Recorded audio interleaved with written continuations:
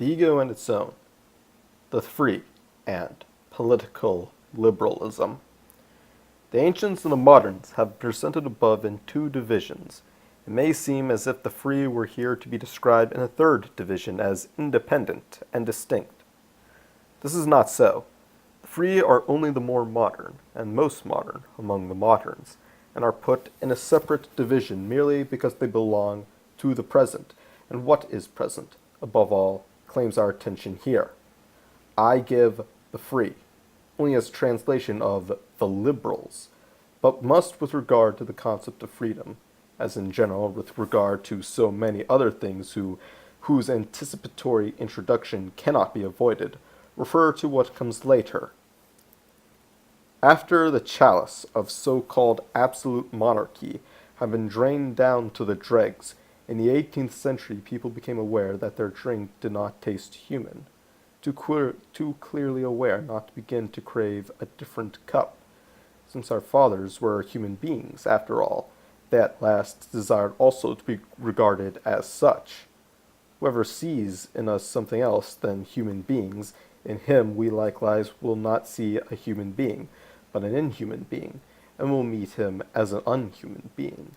On the other hand, whoever recognizes us as human beings and protects us against the danger of being treated inhumanely, him we will honor us as our true protector and guardian. Let us then hold together and protect the man in each other. Then we find the necessary protection in our holding together and in ourselves, those who hold together a fellowship or of those who know their human dignity and hold together as human beings. Our holding together is the state. We who hold together are the nation. In our being together as nation or state, we are only human beings. How we deport ourselves in other respects as individuals, and what self-seeking impulses we may there succumb to, belongs solely to our private life. Our public or state life is a purely human one. Everything unhuman or egoistic that clings to us is degraded to a private matter, and we distinguish the state definitely from civil society, which is the sphere of egoism's activity. The true man is the nation, but the individual is always an egoist.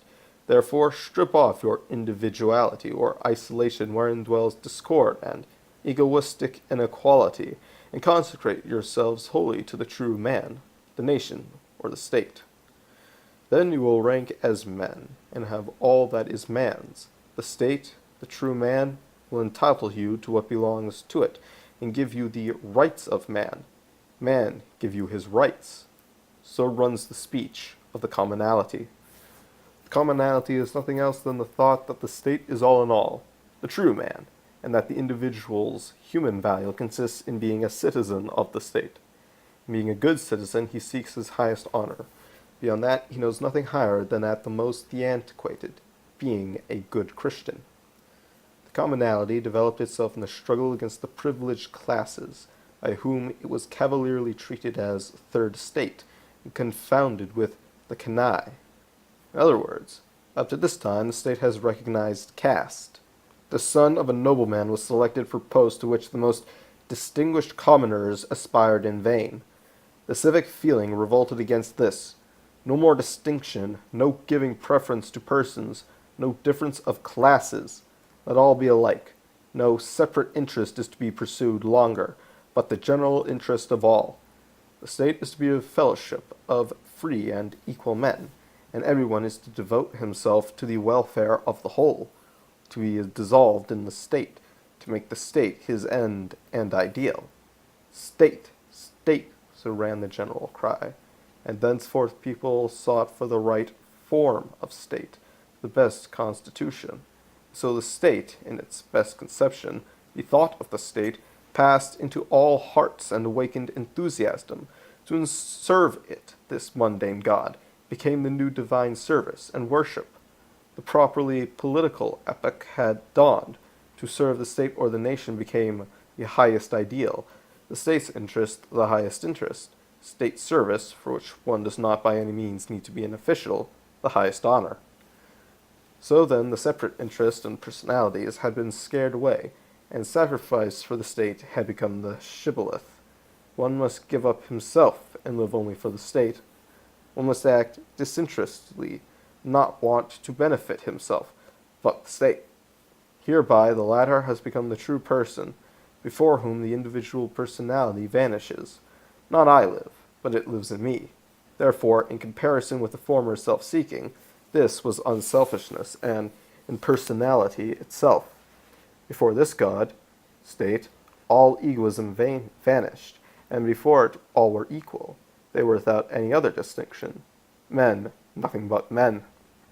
The revolution took fire from the inflammable material of property. The government needed money. Now it must prove the proposition that it is absolute, and so master of all property, sole proprietor, must take to itself its money, which was only in the possession of the subjects, not their property. Instead of this, it calls States General to have this money granted to it.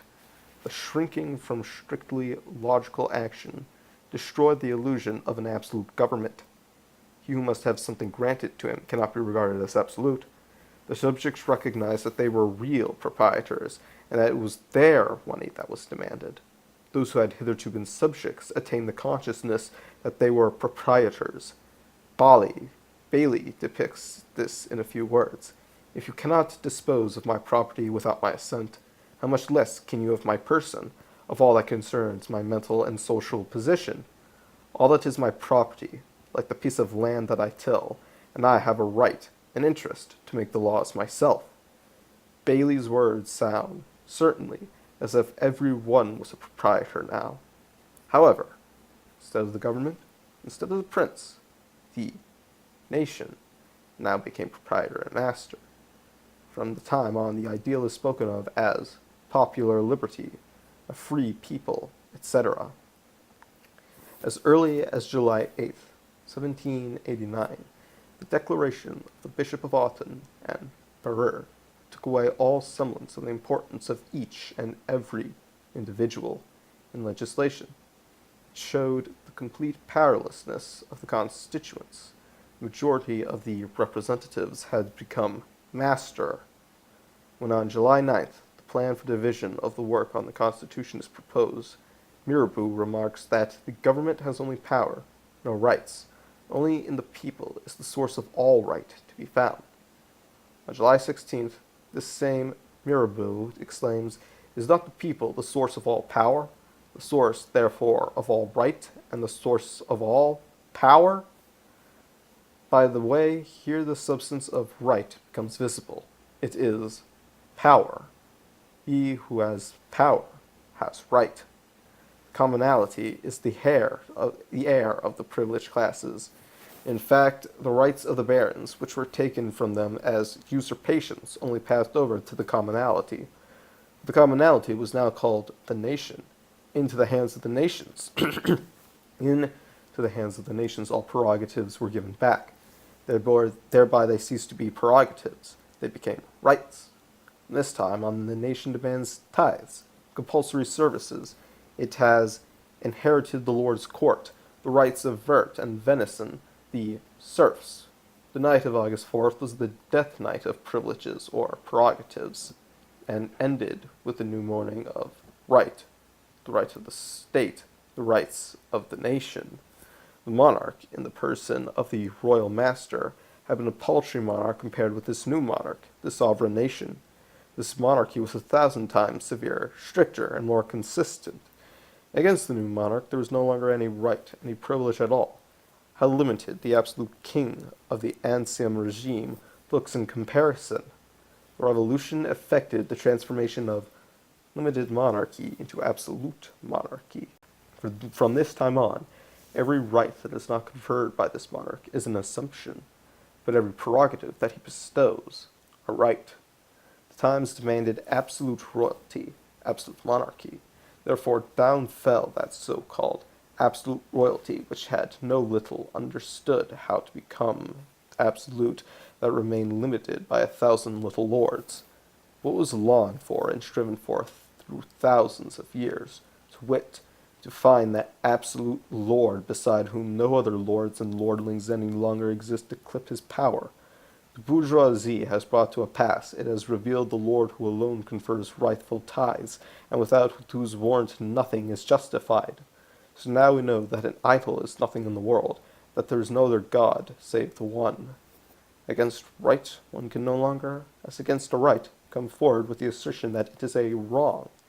One can say now that it is a piece of nonsense, an illusion. If one called it wrong, one would have to set up another right in opposition to it, and measures it by this. If, on the contrary, one rejects such right in and of itself altogether, then one rejects the concept of wrong, and dissolves the whole concept of right to which the concept of wrong belongs.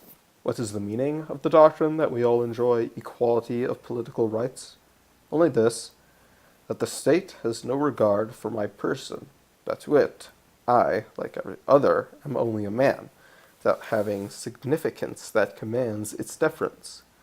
I do not command its deference as an aristocrat, a nobleman's son, or even an heir of an official whose office belongs to me by inheritance, as in the Middle Age, countships, etc., and later under absolute royalty, where heredity occurs. Now the state has an innumerable multitude of rights to give away, the right to lead a battalion, a company, etc., the right to lecture at a university, and so forth. It has them to give away because they are its own. State rights or political rights.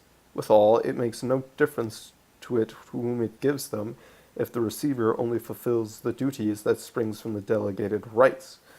To it we are all of us all right and equal, one worth no more and no less than another. It is indifferent to me who receives the command of the army, says the sovereign state, provided the grantee understands the matter properly.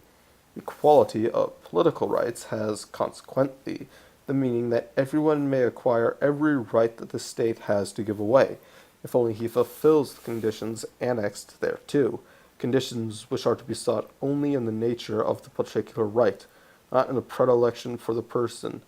The nature of the right to become an officer brings with it the necessity that one possesses sound limbs and a suitable measure of knowledge, but it does not have noble birth as a condition. If, on the other hand, even the most deserving commoner cannot reach that station, then an inequality of political rights would exist. Among the states of today, one has carried out that maxim of equality more, another less. The monarchy of states, so I will call absolute royalty the time of the kings before the Revolution, kept the individual independence on a lot of little monarchies. These were fellowships, societies, like the guilds, the nobility, the priesthood, the bourgeois class, cities, communes.